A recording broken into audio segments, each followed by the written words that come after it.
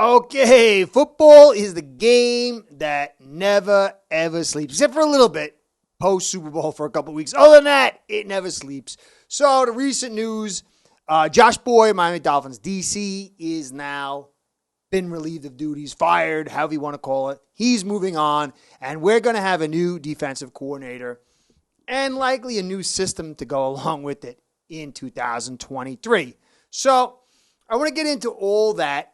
I'm going to cover it in a few angles. But right at the beginning, he had to go. And it's not because he sucked. He wasn't good. But the Flores Zero is defunct now. It's too hard to maintain. And Boyer, he wasn't bad. He did a great job over the last couple of weeks and dial up some really good calls. But to maintain that with the corners and all the stuff that goes into it, it is just a little too much. And he didn't have the creativity or that panache or that next level that Flores had. So this is a good move. But I want to try to put it in context because it's very easy to say, oh, well, we're going to have a better defense next year. Well, we might not. There's a lot of stuff that's going to have to happen, and it could be good, and it could not. It's an unknown. So I want to thank you for stopping by. As always, I appreciate everything you guys do. Really, I really do. I want to give you a shout-out, and a shout-out to Ace Bread, my sponsor, because without you, without them, this show ain't going down. Ace Per Head's betting software is the premier white label platform for bookies to manage their players and grow their sportsbook operation. Click the link in the description below to get set up in minutes. Ask for the Curtis promo and get a special introductory discount. Okay, so I've heard from a few people in the comments that, Boyer outcoached McDaniel over the last couple of weeks of the season. And in truth, McDaniel had more issues with his offensive coaching than Boyer did. But you got to hold something in huge context. McDaniel was the head coach and the OC. That is such a daunting task for a green guy coming in and doing what he did. And clearly, McDaniel has flaws in his game, the lack of discipline, sometimes a little pig-headed when it comes to a run game. But there is moments, there is periods, there is stretches of really, really good stuff on his side. And his ceiling is much higher as a coach than Boyer. So I just want to kind of get that out of the way because a few commenters had said that. Boyer really didn't lose the job so much as this transition had to happen.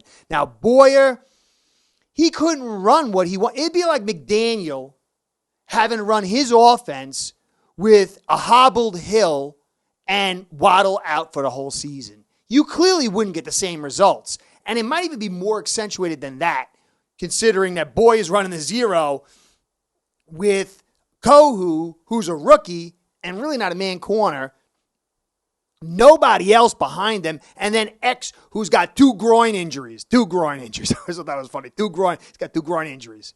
Anyway, so you have to hold that really as a main thought. And even in a little bit to give him a boost towards the end of the season, because he did a lot with this hobbled, critical cornerback group in a man scheme. Now, the talent in front of him that was provided for him, that in that front, what I talked about, was the real deal. I mean, a lot of guys could have done what he did, although there was some nice moments by him. I have to admit that over the last week. First, maybe two-thirds, not as much. That last third, there was some nice moments for him. But that front is ferocious, and it played so well, and it really, the talent level boosted him despite the limitations in the background.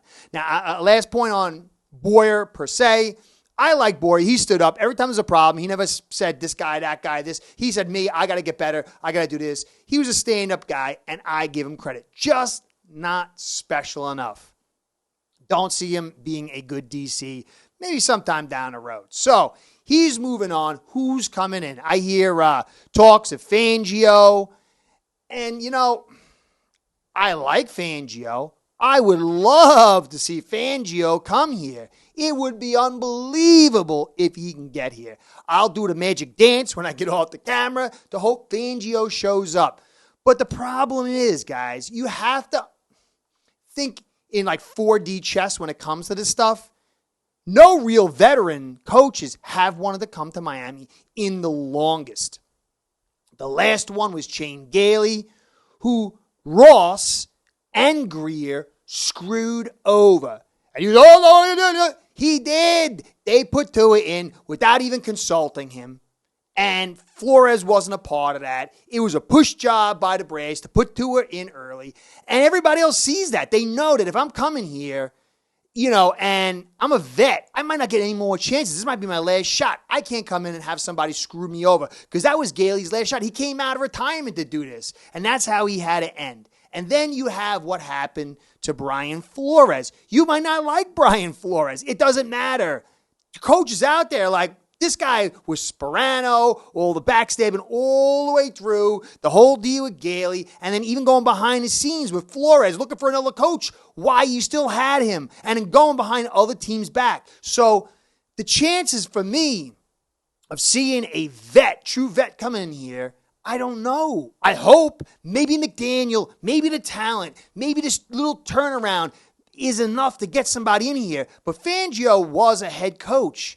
He's coming back to get that head coach job again by going into a right place so he can get it done. The talent does say he could come here and look really, really good. And that might be the draw. But there's clearly going to be concerns with interference from brass and lack of respect for coaches. If you looked when we were going for Peyton behind and we said, McDaniel's a guy. We asked a bunch of other vets and they didn't want to come in here. So maybe Fangio comes in, and if he does, that will say a lot. If they can get Fangio in here, that will tell a lot of stuff for how the perception among the coaching fraternity sees this position, what they think of McDaniel, what they think of the direction of this team. It would be unbelievable on so many levels for Fangio to come in here. He is big time. He has a huge resume. And for him to come in here would say a ton, and it would help a lot on the field because I like what he runs, a 3-4 zones, but moving personnel with a little dash of that zero. And then there's the experience. I just don't know. Now, the transition from the zero to another defense, if it's man heavy, it's going to be kind of the same thing, just with a different coach. But the same problems are going to arise. X is perpetually injured. You can't get rid of him. There's too much money. You could do it next year, but not this year. You're $16 million under the cap. You're going to get a bump for the raise that you get every year, but you're still going to need to bring in personnel. You're still going to need 2 excellent corners.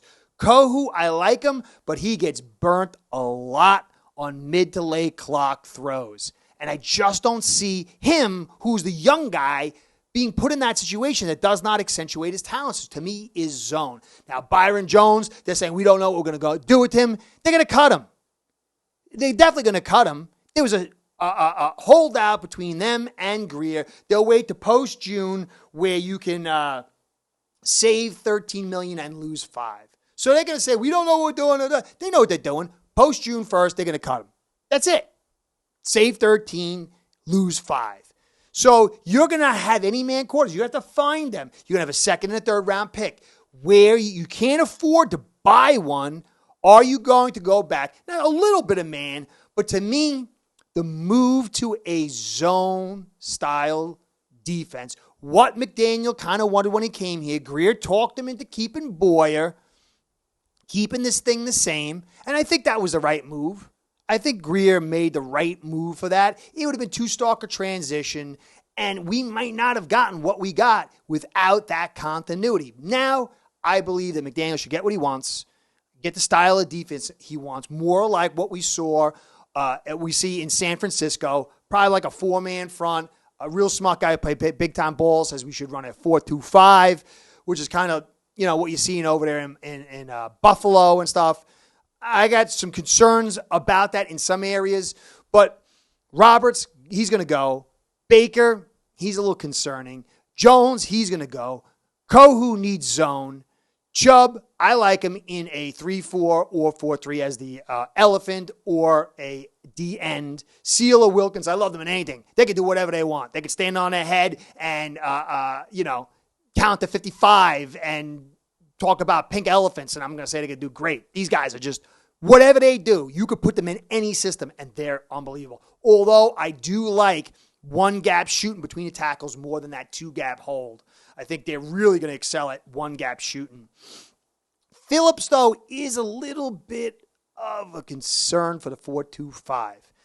I got the tape coming. I had some personal issues, a little injury, slowed me down. I'm getting old. I'm always getting injured. But he's grown so much. I love him as a linebacker. I love him in the 3-4. I don't love him as a D-end that's going to have to hold up tight to the run attack. So, again, Jones, love him in whatever you got. Better in zone. Holland is better for the 0. He's still going to be good. He'll be interesting to see. Van Ginkel's gone. So, there's going to have to be a little personnel change. I do think 3-4 zone is the easiest to transition. You can get a linebacker to play with Baker, maybe find him in the second round or third round or maybe some kind of vet. I like the direction of the 3-4 zone or 3-4, 4-3 hybrid like we used to run 10 years ago. So on the last point, Boyer's going. He gave us 4 years, 3 years as the DC, but someone brought this to my attention. He was responsible for bringing in Kohu. He was responsible for bringing in Nick Needham. I don't know who else he was, but he was the guy who targeted both those guys. And so I appreciate everything he's done. Kind of happy he's moving on. I would like fans to remember him in a good light. Not a great light, a good light. I think he was a stand-up guy. But he did bring in some good corner talent for us. So that's really it. It will be very interesting to see who we replace. If we get another young green guy, 23 is a big season. We've got to do well. And I don't know if I like the green guy coming in and having to go get those stripes in a critical season. Fangio would be an ace hit. It would be so big on so many levels. Perception from everybody in the league to what this situation over here in Miami is about. The ability to manipulate and all this talent and put it into a nice pool that will be highly successful. And then the experience as a head coach to help McDaniel, to help him get his discipline. Because it's a big, big deal. Flores came in as the head coach, but he wasn't running the show on either side of the ball. McDaniel has a load on his plate. Fangio would help it out, and then just the experience and the ability to call the way he can. It would be unbelievable. It would send my confidence level through the moon if we can get Fangio. We'll see how it plays out. I'm sure they probably got a guy in the wings already, but we'll see how it goes. Anyway, that's where it is. Small little thing. Big changes coming on defense. I would assume. I would have to assume. So it'll be interesting to see. Hopefully we get a very good DC. Fangio. Anyways, Curtis saying, catch you next time. Be well. Go Fins. Start building your own online sports book today by getting signed up with aceperhead.com service that'll allow you to book action on sports from all around the world.